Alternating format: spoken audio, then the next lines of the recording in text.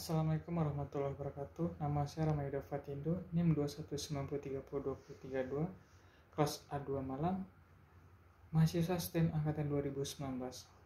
Hari ini saya akan menjelaskan strategi manajemen sumber daya manusia di dalam perusahaan. Pengertian manajemen sumber daya manusia adalah satu komponen utama pada perusahaan atau organisasi dalam menjalankan tugasnya. Oleh karena itu, manajemen sumber daya alam menjadi hal yang penting untuk diperhatikan. Pada sebuah perusahaan, sumber daya manusia atau karyawan dikelola oleh sebuah divisi yang disebut dengan Human Resource atau HR. Tujuannya adalah untuk mengembangkan perusahaan melalui penerapan seluruh nilai dan budaya perusahaan. Karena berhubungan dengan nilai budaya dan perusahaan, sumber daya manusia diseleksi dengan baik sebelum dinyatakan untuk bergabung dengan perusahaan. Proses seleksi hingga pengelolaan karyawan ini termasuk ke dalam manajemen sumber daya manusia. Semua masalah yang terjadi pada ruang lingkup karyawan, pegawai, buruh, manajer, dan semua tenaga kerja dengan pekerjaan menjadi perhatian perusahaan. Melalui divisi HR, perusahaan berupaya untuk mempermudah permasalahan terjadi pada SDM yang dimiliki agar selaras dengan nilai budaya yang dimiliki. Fungsi divisi HR adalah sangat dibutuhkan perusahaan untuk memberikan manajemen yang berkualitas, layanan administrasi, pelatihan, pembinaan, pengawasan, dan termasuk pada fungsi HR, serta tidak ketinggalan menciptakan iklim kerja yang kondusif demi terwujudnya tujuan perusahaan. Jadi manajemen sumber daya manusia adalah salah satu fungsi dalam perusahaan yang fokus dalam kegiatan rekrutmen, pengelolaan, serta pengarahan yang bekerja. Tidak hanya itu, manajemen sumber daya juga bertanggung jawab untuk memastikan karyawan bekerja maksimal dengan pemberdayaan karyawan. Orientasi pelatihan dan pengembangan. Orientasi adalah adaptasi karyawan baru terhadap pekerjaan barunya dan nilai serta budaya perusahaan. Pada masa orientasi, perusahaan ini harus memberikan informasi-informasi yang ideal seperti sejarah perusahaan atau nilai dan budaya. Fungsinya agar menumbuhkan engagement atau interaksi yang pada karyawan baru, sementara pelatihan adalah proses pembelajaran untuk mendapatkan keahlian, pengaturan, konsep, sikap yang mampu meningkatkan kinerja karyawan. Setiap kualifikasi kinerja dan jabatan tentu memiliki proses pelatihan yang berbeda. Pelatihan karyawan juga sudah diatur oleh Undang-Undang tahun 2003.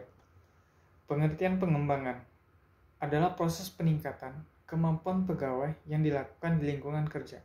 Contoh pengembangan adalah mentoring, coaching, dan lain-lain. Tujuan penerapan sumber daya manusia di setiap organisasi atau perusahaan pasti memiliki tujuan yang jelas, baik dalam jangka pendek maupun jangka panjang. Penerapan manajemen SDM ini yang dapat membantu perusahaan dalam menentukan tujuan dan mengukur pencapaian tujuan. Menurut seorang ahli ekonomi, Sudarmayanti, terdapat 4 tujuan penerapan manajemen sumber daya manusia dalam sebuah perusahaan. Dan selanjutnya saya akan menjelaskan tentang Hotel Basistem Premier The Hive. Hotel Basistem Premier The Hive adalah anak dari PT Wika Realty, anak perusahaan yang mengoperasikan hotel atau kondotel Basistem di kawasan Cawang, Jakarta Timur. Membangun kondotel, PT Wika Realty membangun apartemen dan area komersial di Taman Sari Hive yang dibangun di atas lahan seluas 6.070 meter persegi, setinggi 19 lantai plus 3 basement, dan pembangunan Taman Sari Hive menelan investasi sebesar 300 miliar. Untuk apartemen, untuk mulai diserah terimakan sejak April 2014 lalu, kondotel inilah yang dioperasikan oleh Basistem Premier Indonesia dengan nama Hotel Basistem Premier The Hive. Hotel Basistem Premier The Hive memiliki banyak keunggulan selain lokasi yang strategis dengan dekat Bandara Udara Halim Perdana Kusuma dan Taman Mini Indonesia Indah. Hotel Basistem Premier The Hive memiliki fasilitas hotel yang lengkap dengan layanan premier, di antaranya adalah berupa penyediaan welcome refreshment, berupa penanganan ringan, dan welcome drink dan jus yang bervariasi di area lobi. bebas koneksi internet 24 jam, bebas konsumsi minibar, bebas menelpon sesama area lokal, serta didukung dengan alat-alat elektronik di dalam setiap kamar, sehingga para tamu mendapatkan sensasi pengalaman yang berbeda. Best Western Premier de Have dioperasikan oleh Best Western International. Salah satu faktor penentu kesuksesan investasi Condotel adalah pemilihan operator hotel yang tepat. Oleh karena itu, PT Wika Realty memilih Best Western Premier de Have International untuk mengelola Best Western. Kami memilih Best Western yang sudah memiliki banyak pengalaman, memiliki reputasi yang baik di dunia, ujar Budi Sadewa Sudiro, Direktur Utama PT Wika Realty. Selanjutnya saya akan menjelaskan tujuan di sumber daya manusia di perusahaan. Ada beberapa tujuan organisasi di sumber daya manusia di suatu perusahaan. Satu, tujuan sosial. Secara sosial, tujuan manajemen sumber daya manusia pada sebuah organisasi adalah pertanggungjawaban sosial terhadap tenaga kerja di suatu perusahaan. Manajemen sumber daya manusia bertugas untuk mengurangi dampak negatif yang muncul dan mengancam pencapaian tujuan perusahaan. Tujuan organisasi. Organisasional adalah sasaran formal yang dibuat agar memiliki tingkat efektivitas tinggi. Sasaran ini dibuat agar perusahaan lebih mudah mencapai tujuan organisasi. Secara organisasional, tujuan manajemen SDM adalah agar diakui keberadaannya. Tujuan fungsional biasa disebut dengan fungsi objektif. Manajemen SDM bertujuan untuk mempertahankan kontribusi SDM pada setiap perusahaan. Melalui divisi HR, perusahaan berupaya untuk memelihara kualitas sumber daya yang dimiliki agar berkontribusi optimal pada kelangsungan perusahaan. Tujuan individual. Untuk mempermudah mencapai tujuan perusahaan, tujuan individu harus memiliki keselarasan dengan tujuan organisasi. Setiap manajer di perusahaan diberikan wewenang memperhatikan tujuan pribadi atau individu kepada sumber daya manusia. Tujuan pribadi dapat digunakan untuk meningkatkan motivasi karyawan untuk memperoleh kontribusi yang optimal. Kontribusi seluruh elemen sumber daya manusia di dalam pelaksanaan tugas secara optimal membuat tujuan perusahaan akan mudah tercapai. Selanjutnya saya akan menjelaskan peraturan perusahaan yang ada di Hotel Best Western Premier Have. Peraturan perusahaan Best Western Premier de Have tertera di buku merah. Di sini sudah tertuai semua peraturan perusahaan, baik itu dari tunjangan, insentif, pemutusan hubungan kerja, dan sanksi larangan semuanya. Tinjauan pengajian di peraturan perusahaan di Hotel Best Western Premier de Have. 1. Dalam hal kemampuan keuangan, perusahaan mengizinkan, maka perusahaan akan meninjau upah atau gaji secara umum berkala sekali dalam setahun per bulan yang ditentukan.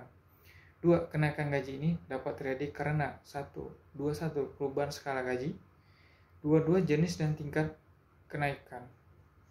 2.1 Cost of living adjustment. Kenaikan pendapatan KOLA adalah kenaikan yang diakibatkan oleh inflasi. Merit. Kenaikan gaji dengan sistem merit yaitu kenaikan yang berdasarkan prestasi karyawan besarnya diatur dalam suatu keputusan tersendiri.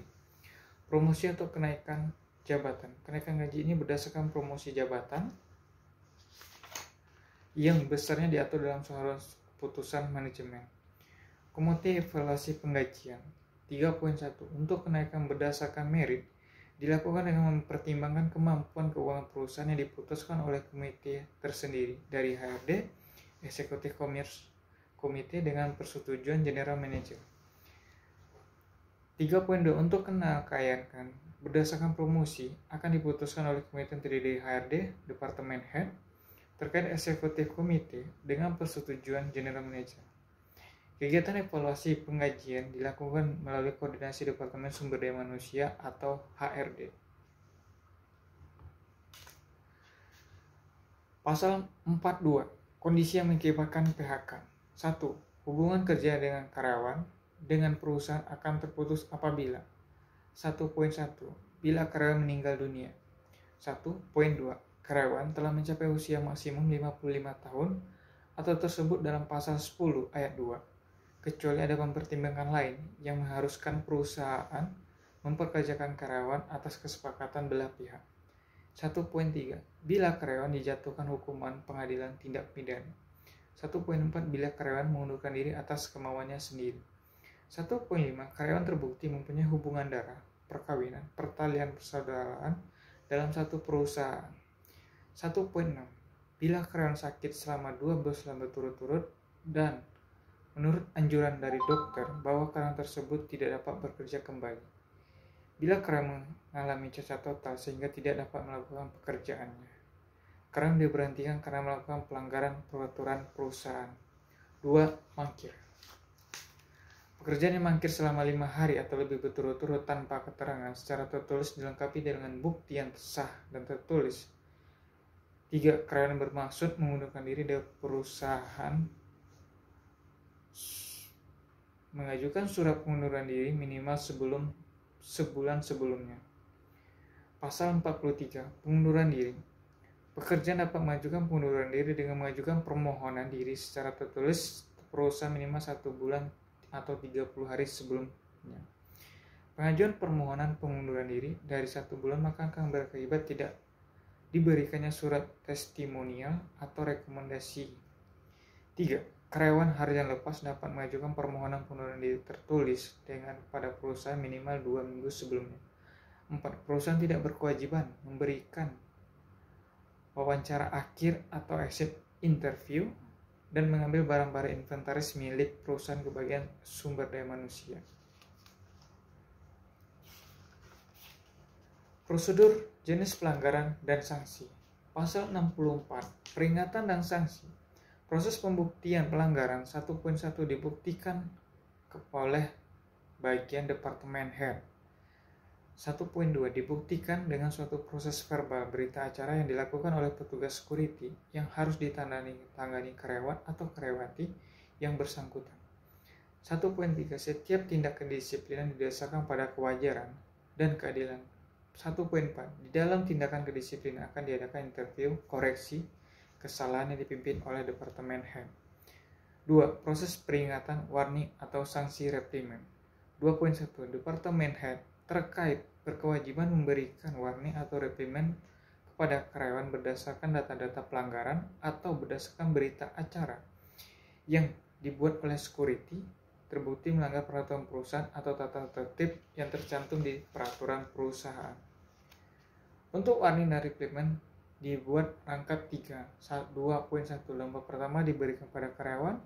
2.2 lembar kedua untuk Departemen Head terkait. 2.3 lembar KG3 untuk HRD. Pasal 65. Sanksi atas pelanggaran. Karyawan atau karyawati yang melanggar salah satu pasal dalam peraturan perusahaan ataupun klasifikasi pelanggaran ini akan mendapatkan peringatan dan sanksi sesuai dengan tindakan pelanggaran yang mempunyai masa berlaku sebagai berikut. 1.1 Warning 1 dikenakan pemotongan servis sebesar 10% yang mempunyai masa berlaku 3 bulan. Warning 2 akan dikenakan pemotongan servis sebesar 20% yang mempunyai masa berlaku 3 bulan.